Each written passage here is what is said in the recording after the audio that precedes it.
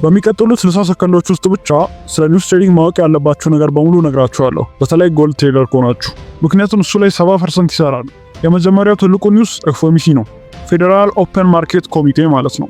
ይሄ ዜና የወለድ ምጣኔን ውሳኔ ይናገራል። ስለዚህ የወለድ ምጣኔው የሚጨምር ከሆነ ዶላርም ይጨምራል፣ ያ ማለት ደግሞ ጎልድ ይወድቃል። ሁለተኛው ሲፒአይ ነው። ሲፒአይ ደግሞ የዶላርን የመግዛት አቅም ይገልጽልናል። ስለዚህ የመግዛት አቅም ወይ ኢንፍሌሽን የሚጨምር ከሆነ ታክስም ይጨምራል ማለት ነው። ይህ ደግሞ ጎልድን ዝቅ ያደርገዋል፣ ነገር ግን ዶላር ይጨምራል። ሶስተኛው ፒፒአይ ነው፣ ፕሮዲውሰር ፕራይስ ኢንዴክስ። ይሄ አሜሪካ ውስጥ የሚመረቱ ምርቶችን ዋጋ ይነግረናል። ስለዚህ ፒፒአይ ሲጨምር ፌድም ይጨምራል፣ ያ ማለት ዶላርም ይጨምራል ማለት ነው። አሁንም ጎልድ ይተፈጠፋል። አራተኛው በጣም አስፈላጊ ስለሆነ በደንብ አዳምጡኝ። ይሄኛው ኤንኤፍፒ ሲሆን ናን ፋርም ፔሮል ነው። ይሄኛው ደግሞ አሜሪካ ውስጥ ምን ያህል የስራ አጥ ቁጥር እንዳለና ምን ያህል የስራ ዕድል እንዳለ ይነግረናል።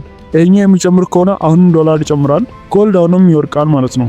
ነገር ግን የስራ ዕድሉ ትንሽ ከሆነ ዶላር ይወድቃል፣ ጎልድ ይጨምራል ማለት ነው። ነገር ግን በዚህ ላይ ኮንቴክስትና አናላይሲሶች ቴክኒካሊ በጣም ያስፈልጉናል። ስለዚህ ዜናው ከመለቀቁ በፊት የሚወጡ መረጃዎችን ተገን አድርጋችሁ አካውንታችሁን በማይጎዳ መልኩ እነዚህን ዜናዎች ትሬድ ማድረግ ትችላላችሁ። እነዚህን መረጃዎች ለማግኘት በቴሌግራም ይቀላቀሉ።